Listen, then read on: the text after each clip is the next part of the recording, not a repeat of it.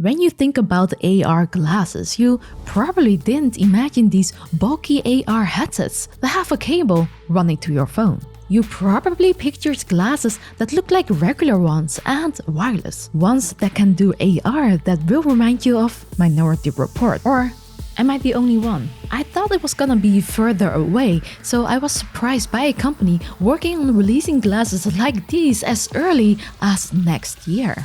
This company is Qualcomm. Last month, we were at the Snapdragon Summit in beautiful Hawaii. Qualcomm invited us to discover what they've been cooking. They didn't ask us to make this video, but I'm too excited not to. In case you didn't know, Qualcomm makes computer chips inside most Android phones and inside our VR and AR headsets. Without these chips, standalone headsets wouldn't be possible. It decides how your graphics will look or whether it supports features like hand tracking. It's these chips that determine which features are on your headset. Basically, whatever Qualcomm does influences our entire industry. So if you want a sneak peek at next generation headsets, the annual summit is the event to watch. I'm Cass and this is your channel for XR news, gameplay and tutorials. In this video, I'll show you exactly what Qualcomm has been up to and what kind of AR glasses we'll be getting soon. Subscribe and like this video for more as it supports us a lot and join me beyond reality. Unfortunately, they didn't have much VR news this year, but talking with Hugo Swart, the vice president of XR at Qualcomm, he did hint to keep a close watch as we might hear something next year. Fingers crossed it will be soon. Before we talk about the future of AR glasses, there are things relevant and exciting for VR. First is ray tracing on mobile. At the event, Qualcomm announced a new chipset for mobile devices, the Snapdragon 8 Gen 2 mobile platform, and it's capable of things that should cross over to VR. Look at this gameplay on the phone and how much difference ray tracing makes. Those reflections versus no reflections look absolutely amazing. Now imagine that in our VR games. Ray tracing has already been available in some mobile games, but that's driven by software. With this chip, it will be hardware based and that should be substantially more powerful and efficient. The second new thing is Snapdragon's support for the Unreal Engine 5 MetaHumans framework. The added support should allow games to feature more photorealistic human characters. Imagine that in Quest 2 games. I mean, it's better than...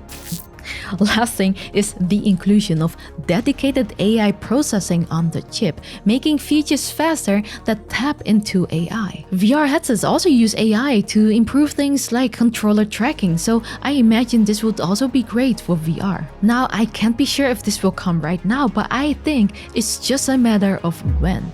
I am curious if these things will be added to the new VR chip next year. What do you think? Let me know in the comments below. Now, before we talk about the biggest AR news, here's a quick message from today's sponsor. Not too long ago, I broke my Quest 2 battery strap, so I had to find a new one. Kiwi Design came to the rescue. Now I'm using their battery head strap and I like it. It has a built-in battery that adds about 2 to 4 hours of extra playtime depending on what you do. It counterbalances the headset's weight to make it very comfortable, and the extra thick cushions help with that too. They also have this on-ear audio head strap if you want better comfort and great sound. I especially like the adjustable hinge both straps have, making it easier to put them on. I'm definitely impressed by all of Kiwi's work lately as they have been on top of it and making good quality products. Plus, there's a sale right now, so click the links below to check them out. At the summit, Qualcomm also took the wraps off a new AR-focused chipset that will lead to lighter, more stylish glass designs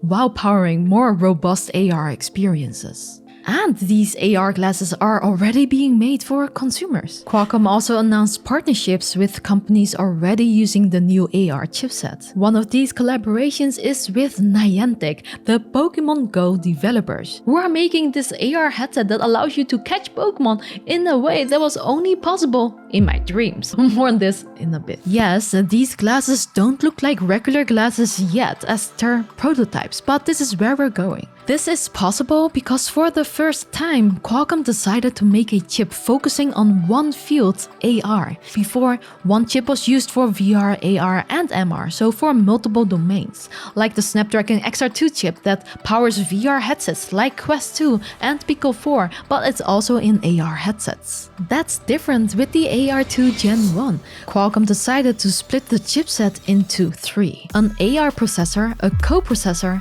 and a connectivity chip, so they can be placed into separate areas of the glasses. The most significant benefit is that the heat is distributed, spreading the heat through the device instead of one spot getting hot. Because of this, AR2 can be paired with smaller batteries and much lighter cooling systems than other chipsets. It seems that every decision is made to make smaller form factors possible, but what about practicality?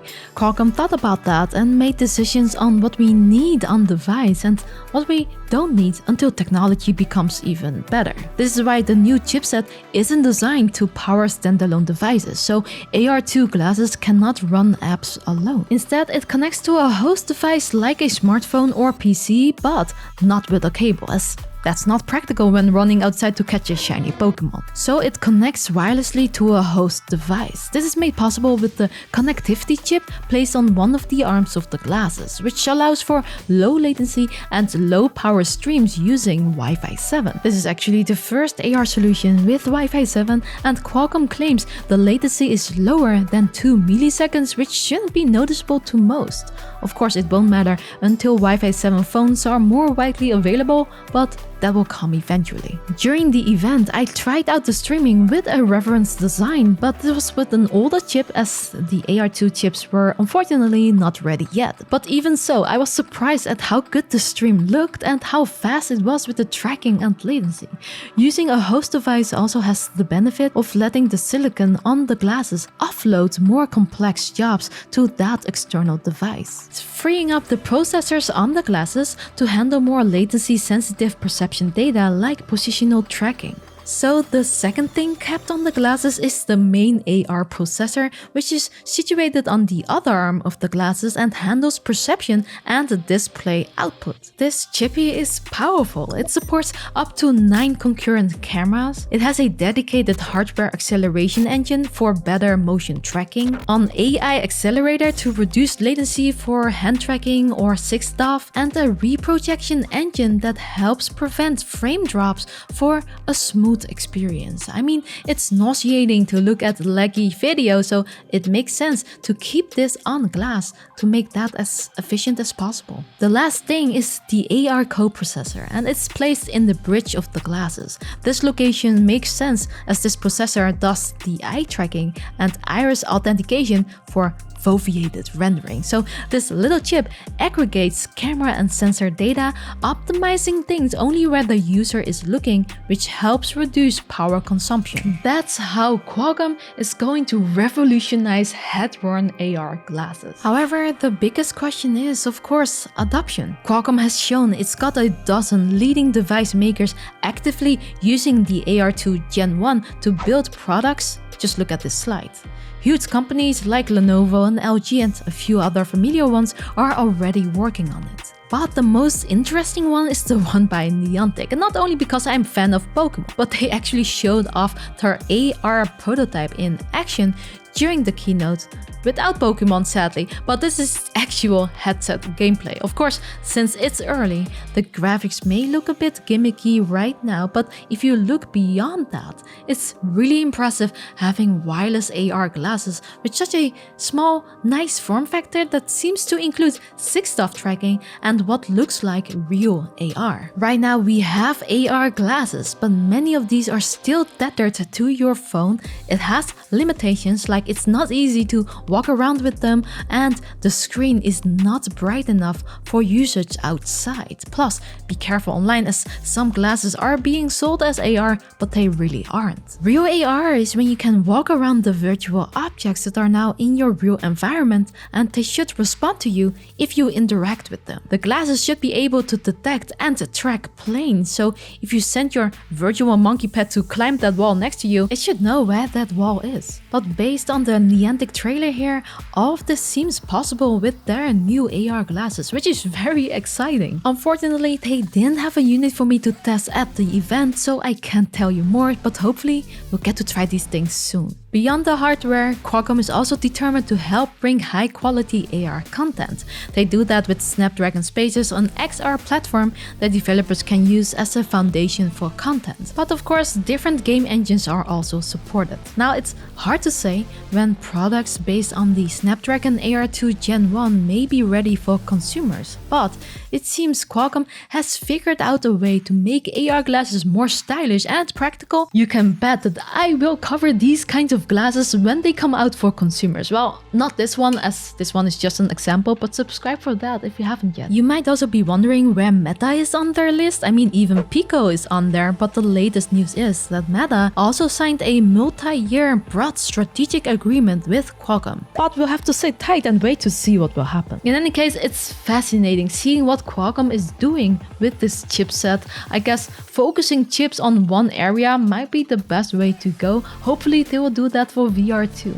What do you think about the future of AR and VR? What do you see coming and when? Let me know in the comments below. I hope you enjoyed this video, even though it wasn't just focused on VR. But if you've been there for a while, you probably know I've always been excited about AR too, so I will keep covering it. Leave me a like if you're excited about this as well. And thank you so much for watching. I love y'all. Special thanks go to our epic champions, and ik zie je in de Matrix.